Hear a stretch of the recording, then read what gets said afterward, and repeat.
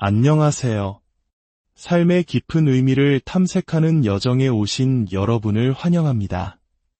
혹시 모든 것으로부터 도망치고 싶었던 순간이 있으셨나요? 무거운 죄책감이나 부끄러움 때문에 혹은 감당하기 힘든 슬픔 때문에 그저 숨어버리고 싶었던 적은 없으신가요? 우리 인간은 누구나 연약한 순간에 직면하며 때로는 가장 가까워야 할 존재로부터 멀어지려 합니다. 오늘 우리는 수천 년 전 다윗이라는 한 왕이 쓴 아름다운 시를 통해 이 깊은 인간의 고뇌와 그에 대한 놀라운 해답을 발견하게 될 것입니다. 바로 시편 139편의 이야기입니다. 이 말씀이 누군가에게 힘이 될 것이라 생각하신다면 이 영상을 공유하는 작은 행동으로 은혜를 나눌 수 있습니다. 저희 채널을 구독하시면 앞으로도 이러한 성찰의 시간을 놓치지 않으실 수 있습니다. 이 말씀을 듣는 모든 분들에게 주님의 평안이 함께하기를 기원합니다. 시편 139편은 이렇게 시작됩니다. 주님께서는 나를 살펴보셨으므로 나를 아십니다. 내가 앉고 서는 것을 아시고 멀리서도 나의 생각을 꿰뚫어 보십니다. 나의 길과 눕는 것을 살피시며 나의 모든 행위를 익히 아십니다. 내 혀의 말을 꺼내기도 전에 주님, 보십시오. 주님께서는 그 모든 것을 이미 아십니다. 주님께서는 나의 앞뒤를 감싸주시고 내게 손을 얹어주십니다. 이 지식은 내게 너무나 경이롭고 너무 높아서 내가 감히 측량할 수 없습니다. 내가 주님의 영을 피하여 어디로 가며 주님의 얼굴을 피하여 어디로 달아나겠습니까? 내가 하늘로 올라가더라도 주님은 거기에 계시고 스올의 잠자리를 펴더라도 주님은 거기에 계십니다. 내가 동력의 날개를 타고 날아가거나 서쪽 바다 맨끝에 가서 머물더라도 거기에서도 주님의 손이 나를 인도하시고 주님의 오른손이 나를 붙드실 것입니다. 내가 말하기를 어둠이 나를 덮고 내 주위의 빛이 밤이 되어라 하더라도 주님께는 어둠도 어둡지 않으며 밤도 나처럼 밝으니 어둠과 빛이 주님께는 다름이 없습니다. 주님께서 내 장기를 지으시고 내 어머니의 태 속에서 나를 엮어 만드셨습니다. 내가 주님을 찬양함은 내가 신비롭고 경이롭게 지어졌기 때문입니다. 주님께서 하신 일은 놀랍기만 합니다. 내 영혼은 이를 너무나 잘합니다. 나의 형체가 주님 앞에서 숨겨지지 않았으니 내가 은밀한 곳에서 만들어지고 땅의 깊은 곳에서 정교하게 짜일 때였습니다. 주님의 생각은 내게 어찌 그리 귀한지요. 오 하나님, 그 수가 어찌 그리 많은지요. 내가 세려고 하면 모래보다 많습니다. 내가 깨어나도 나는 여전히 주님과 함께 있습니다. 하나님이여, 나를 살피시고 내 마음을 아시며 나를 시험하시고 내 생각을 아소서. 내 안에 악한 길이 있는지 보시고 나를 영원한 길로 인도하소서. 아멘. 이 시는 하나님의 무한한 사랑과 지혜에 대한 찬가입니다. 하나님은 우리가 우연히 만들어진 존재가 아니라고 말씀하십니다. 어머니의 태 속에서 한 올 한 올 정성껏 뜨개질하듯 우리의 재능과 은사, 심지어 우리의 한계점까지도 그분의 계획 아래 섬세하게 만들어졌습니다. 어쩌면 우리 중 누군가는 자신이 가지지 못한 것, 자신의 한계 때문에 슬퍼하고 있을지도 모릅니다. 하지만 그 한계조차도 하나님께서 의도적으로 허락하신 것일 수 있습니다. 왜냐하면 하나님께서는 우리 삶에 다른 사람들을 보내주셨고 우리가 모든 것을 다 가졌다면 결코 다른 이들을 필요로 하지 않았을 것이기 때문입니다. 우리의 약함은 공동체 안에서 서로를 의지하고 서로의 강점을 통해 함께 세워져 가도록 만드는 하나님의 깊은 섭리인 것입니다. 그러니 더 이상 약점에만 집중하지 마십시오. 하나님께서 당신에게 주신 강점에 집중하십시오. 그것이 바로 당신의 목적과 소명에 연결되어 있습니다. 당신은 두렵고 놀랍게 지어진 존재이며 당신의 영혼은 그 사실을 누구보다 잘 알고 있습니다. 하지만 이토록 완벽한 하나님의 임재 앞에서 우리는 때로 도망치려 합니다. 한 목회자는 자신의 신앙 여정을 이렇게 고백했습니다. 그는 웅장한 교회나 뜨거운 집회에서 하나님을 만난 것이 아니었습니다. 그는 인생의 가장 어두운 시절, 극단적인 생각에 사로잡혀 화장실 변기 앞에서 절망하고 있을 때 그곳에서 하나님의 구원을 경험했습니다. 그 후로 그는 어디에서나 하나님의 거룩한 임재를 느끼기 시작했습니다. 강아지와 산책을 할 때도, 조용한 방 안에서도, 심지어 아름다운 음악 속에서도 말입니다. 그는 깨달았습니다. 하나님의 임재 안에는 기쁨이 있고 무거운 마음을 내려놓을 쉼이 있었습니다. 혼란스러울 때는 명료함을 얻었고 어려운 결정을 내려야 할 때는 지혜와 인도를 받았습니다. 상처받았을 때는 따뜻한 아버지의 품을 느꼈고 갈등 속에서는 평안을 얻었습니다. 약할 때는 강함을, 두려울 때는 능력을 경험했습니다. 그의 삶에서 하나님의 임재보다 더 강력하고 만족스러운 곳은 없었습니다. 그러나 어느 날 그는 하나님께 상처를 입혔습니다. 죄를 지은 것입니다. 그러자 마치 아름다운 음악이 멈춘 것처럼 하나님의 임재와의 연결이 끊어지는 것을 느꼈습니다. 마음속에 피어난 죄책감 때문에 그는 기도를 멈추고 말씀을 읽지 않았으며 하나님을 처음 만났던 그 화장실로 다시 돌아가는 것을 피했습니다. 그는 하나님의 임재로부터 도망치기 시작한 것입니다. 이것은 비단 그 한 사람의 이야기가 아닙니다. 이것은 인류 최초의 부모였던 아담과 하와로부터 물려받은 우리의 본성입니다. 하나님께서 완벽한 동산, 즉 그분의 임재 안에서 살도록 창조하신 아담과 하와는 죄를 짓자마자 하나님의 낯을 피하여 나무 뒤에 숨었습니다. 요나 선지자도 마찬가지였습니다.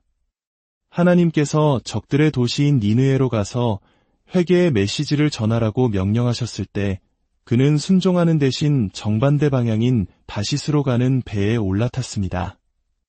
하나님의 임재로부터 도망치기 위해서였습니다. 성경은 그가 배에 타기 위해 값을 치렀다고 기록합니다. 그렇습니다. 우리가 하나님으로부터 도망칠 때 우리는 언제나 아래로 추락하며 반드시 그에 대한 대가를 치르게 됩니다. 우리도 정직하게 자신을 돌아봅시다. 죄를 지었을 때, 죄책감을 느낄 때, 부끄러울 때, 하나님께서 나를 이해하지 못하실 거라 느낄 때 우리는 도망치려 합니다. 하나님께서 무언가를 하라고 부르실 때 우리는 요나처럼 반대 방향으로 달려갑니다. 하지만 오늘 시편 139편은 두 부류의 사람들, 즉 하나님의 임재 안에 머물고 싶지만 연약함 때문에 도망치는 우리와 하나님께 전혀 관심이 없어 도망치는 사람들 모두에게 강력한 격려와 깨우침의 메시지를 전합니다. 그것은 바로 이 세상 그 누구도 성공적으로 하나님으로부터 도망치거나 숨을 수 없다는 진리입니다. 왜 하나님으로부터 도망치려는 모든 시도는 헛될 수밖에 없을까요? 오늘 본문은 세 가지 강력한 이유를 제시합니다. 첫째, 하나님은 삶과 죽음 속에 모두 현존하십니다. 다윗은 노래합니다. 내가 하늘로 올라가더라도 주님은 거기에 계시고 스올에 잠자리를 펴더라도 주님은 거기에 계십니다. 이것은 우리가 죽음 이후에도 하나님을 피할 수 없다는 것을 의미합니다. 하나님을 믿지 않고 삶을 마감하더라도 그들은 결국 심판자이신 하나님 앞에 서게 될 것입니다. 죽음은 끝이 아니라 하나님의 임재를 마주하는 또 다른 시작일 뿐입니다. 하지만 이 구절에는 더 깊은 비유적 의미가 있습니다. 하늘에 오르는 것은 인생의 가장 좋은 순간, 성공과 행복의 절정을 의미합니다. 그곳에 하나님이 계십니다. 왜냐하면 모든 좋은 것은 그분에게서 오기 때문입니다. 반대로 스올의 내 침상을 만드는 것은 우리 자신의 잘못된 선택으로 삶을 지옥 같은 상황으로 몰아넣는 것을 의미합니다. 놀랍게도 다윗은 그 지옥 같은 상황의 한가운데에도 하나님이 계신다고 고백합니다. 이것은 우리에게 엄청난 희망을 줍니다. 우리가 스스로 만들어낸 그 어떤 절망적인 상황이라도 하나님께서 우리를 건져내지 못할 만큼 깊은 곳은 없다는 뜻입니다. 단 한 번의 부르짖음으로 하나님은 우리를 그 지옥에서 건져내시거나 혹은 그 한가운데서 평안을 주실 수 있는 분입니다. 둘째, 하나님은 가까움과 먼 속에 모두 현존하십니다. 다윗은 계속해서 노래합니다. 내가 동력의 날개를 타고 날아가거나 서쪽 바다 맨 끝에 가서 머물더라도 거기에서도 주님의 손이 나를 인도하시고 주님의 오른손이 나를 붙드실 것입니다. 당시 다윗이 볼 수 있었던 가장 먼 곳은 동쪽에서 해가 떠서 서쪽 지중해 너머로 지는 수평선이었습니다. 그는 빛의 속도로 이 세상의 가장 먼 곳까지 날아간다 해도 그곳에서 하나님의 손길이 자신을 기다리고 있을 것이라고 상상했습니다. 이는 물리적 거리뿐만 아니라 영적인 거리에도 해당됩니다. 우리 중에는 한때 하나님으로부터 아주 멀리 떨어져 있었던 경험을 한 분들이 있을 것입니다. 잘못된 선택, 차가워진 마음 때문에 하나님과의 거리가 너무나 멀게 느껴졌던 시절이 있었을 것입니다. 하지만 기억하십시오. 어떤 사람도 하나님께서 구원하실 수 없을 만큼 멀리 있지 않습니다. 숨이 붙어있는 한 그 어떤 영혼에게도 희망은 있습니다. 당신이 얼마나 멀리 도망쳤든 하나님의 구원의 손길은 당신을 쫓아와 마침내 당신을 찾아내실 것입니다. 셋째, 하나님은 빛과 어둠 속에 모두 현존하십니다. 다윗은 말합니다. 어둠이 나를 덮고 내 주위의 빛이 밤이 되어라 하더라도 주님께는 어둠도 어둡지 않으며 밤도 나처럼 밝습니다. 전기가 없던 시절의 칠흑 같은 어둠을 상상해 보십시오. 어둠은 우리에게 아무도 볼 수 없다는 거짓된 안도감을 줍니다. 그래서 대부분의 악한 일들은 밤에 일어납니다. 우리는 어둠 속에서 하나님마저도 우리를 보지 못할 것이라고 착각합니다. 하지만 하나님 앞에서는 어둠이 존재할 수 없습니다. 어둠은 빛의 부재일 뿐 빛이 비추면 즉시 사라집니다. 당신의 삶에 그 어떤 어두운 비밀, 중독, 습관, 실수가 있다 할지라도 당신이 마음을 돌이켜 그분을 향하는 순간 하나님의 빛은 그 모든 어둠을 몰아내고 당신을 구원하실 수 있습니다. 결론적으로 다윗의 질문 내가 어디로 주님의 영을 떠나며 어디로 주님의 얼굴을 피하리이까? 는 절망의 질문이 아니라 깊은 사랑과 경이로움의 고백입니다. 하나님으로부터 도망칠 수 없다는 사실은 우리를 위협하는 것이 아니라 오히려 우리에게 가장 큰 위로를 줍니다. 그것은 바로 우리가 결코 버려지지 않았다는 약속입니다. 우리가 결코 소외되지 않았다는 약속입니다. 우리가 결코 혼자가 아니라는 약속입니다. 당신이 인생의 산정상에 있든 깊은 골짜기에 있든 동쪽 끝에 있든 서쪽 끝에 있든 좋은 시절이든 나쁜 시절이든 하나님은 언제나 그곳에 당신과 함께 계십니다. 그리고 이 모든 것을 통해 우리가 깨달아야 할 궁극적인 진실이 있습니다. 우리가 추구해야 할 최고의 보상은 천국이나 성공, 부와 명예가 아닙니다. 이 모든 상황 속에서 우리가 발견하는 최고의 보상은 바로 주님, 하나님 그 자체이십니다. 우리가 살아가는 이 시대는 끊임없이 무언가를 더 가지라고, 더 높은 곳에 오르라고 속삭입니다. 그래서 우리는 예수님 더하기 성공, 하나님 더하기 부, 주님 더하기 인정을 구하며 살아갑니다. 그리고 그 더하기가 채워지지 않으면 우리는 하나님을 믿으면서도 늘 불행하고 비참합니다. 하지만 당신의 마음속에서 진정한 변화가 일어날 때 당신은 이렇게 고백하게 될 것입니다. 하나님, 다른 모든 것이 없어도 괜찮습니다. 주님 당신만이 나의 보상이십니다. 그때 주님께서 더하여 주시는 모든 것들은 그저 감사의 제목이 될 뿐입니다. 좋은 시절에도 주님은 나의 보상이시며 나쁜 시절에도 주님은 나의 보상이십니다. 내가 그분에게서 도망칠 때에도 그분은 나를 되찾아오시는 나의 보상이시며 내가 돌아왔을 때에도 그분은 나의 보상이십니다. 당신은 하나님으로부터 도망칠 수 없기에 그분이 주시는 모든 좋은 것들로부터도 도망칠 수 없습니다. 당신은 사랑으로부터, 자비로부터, 은혜로부터, 용서로부터, 선하심으로부터 도망칠 수 없습니다. 당신이 그것을 거절할 수는 있어도 그것들은 언제나 당신을 위해 준비되어 있습니다. 이제 잠시 눈을 감고 기도하는 시간을 갖겠습니다. 이 말씀을 듣고 있는 당신에게 하나님께서 말씀하고 계십니다. 오랫동안 교회에 다녔지만 실제로는 마음으로 하나님에게서 도망치고 있었던 당신에게 말씀하십니다. 세상 속에서 하나님 없이 살아가고 있는 당신에게 말씀하십니다.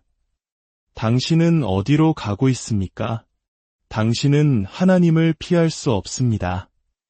이 땅에서 그분을 사랑하는 구원자로 만나든지 아니면 다음 세상에서 그분을 진노의 심판관으로 만나게 될 것입니다.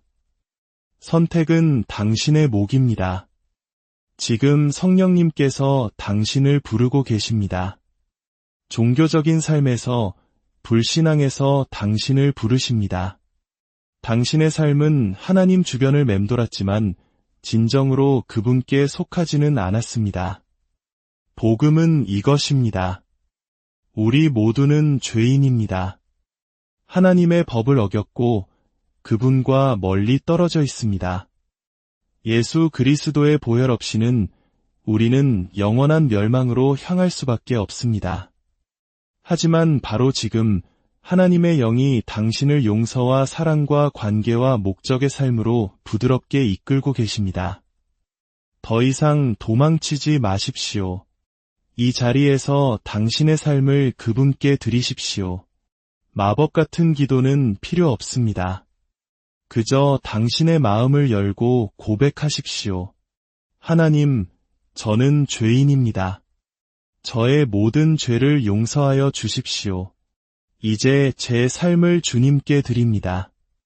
저의 주인이 되어주시고 저의 구원자가 되어주십시오. 더 이상 도망치지 않겠습니다. 주님께서는 당신의 목소리를 듣고 계십니다. 사랑의 아버지 하나님, 지금 이 순간 주님께 삶을 드리는 모든 영혼들을 위해 기도합니다. 주님의 영으로 그들을 채워주시고 감겨있던 눈을 열어 진리를 보게 하소서. 주님의 말씀과 임재를 향한 갈망을 주소서. 다시 도망치려 할 때 주님의 임재 안으로 그들을 다시 이끌어 주소서. 그들이 이제 주님의 자녀이며 용서받았으며 그 이름이 생명책에 기록되었음을 기억하게 하소서. 오랜 시간 도망치며 지쳐있던 영혼들에게 주님의 임재 안에서 참된 쉼을 허락하소서. 더 이상의 방황을 멈추고 주님께 온전히 항복하게 하소서. 오늘 이 말씀을 듣는 모든 분들의 삶에 하나님 당신만이 유일한 보상이 되는 놀라운 계시가 임하기를 소망합니다. 우리의 길이 되시고 진리가 되시며 생명이 되시는 존귀하신 우리 주 예수 그리스도의 이름으로 기도드립니다.